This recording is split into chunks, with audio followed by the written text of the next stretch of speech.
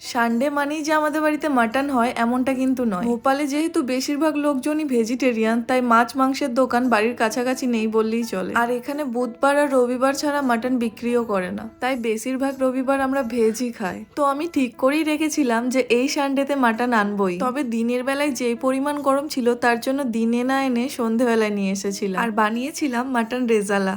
তো মাটন রেজালা বানানোর জন্য প্রথমেই মাটনের পিসগুলোকে পরিষ্কার করে ধুয়ে নুন ও লঙ্কা গুঁড়ো দিয়ে মাখিয়ে আধা ঘন্টার জন্য রেস্টে রাখবো। অন্যদিকে কয়েকটা পেঁয়াজের টুকরোকে গরম জলে সিদ্ধ করে নেব। তারপর মিক্সিং জারে সিদ্ধ পেঁয়াজ, আদা, রসুন, কাঁচা লঙ্কা, 1 চামচ মগজ ও কয়েকটা কাজু দিয়ে ফাইন একটা পেস্ট তৈরি করে নিতে হবে। এবার কড়াইয়ে সাদা তেল ও ঘি গরম করে কয়েকটা গোটা মশলা ফোড়ন দিয়ে তৈরি করে রাখা পেঁয়াজের পেস্টটাকে দিয়ে 5 মিনিট কষিয়ে নিয়েছি। তারপর সামান্য নুন ও কাশ্মীরি লঙ্কা গুঁড়ো দিয়ে ম্যারিনেট করে রাখা মাংসটা দিয়ে দেব। মাংসটা মশলার সাথে 2 থেকে 3 মিনিট কষানোর পরে 1 কাপ টক দই দিয়ে নেড়ে নিয়েছি। এই কড়াইটা আমার ছোট পড়ছিল, মাংসটা নাড়তে একটু অসুবিধা হচ্ছিল, তার জন্য মধ্যে কড়াইটা একটু চেঞ্জ করেও নিয়েছি। তারপর 5 মিনিটের মতো ঢাকা দিয়ে কষানোর পর ঢাকা খুলে গ্রেভিটা একটু শুকনো হওয়া পর্যন্ত নেড়ে নেব।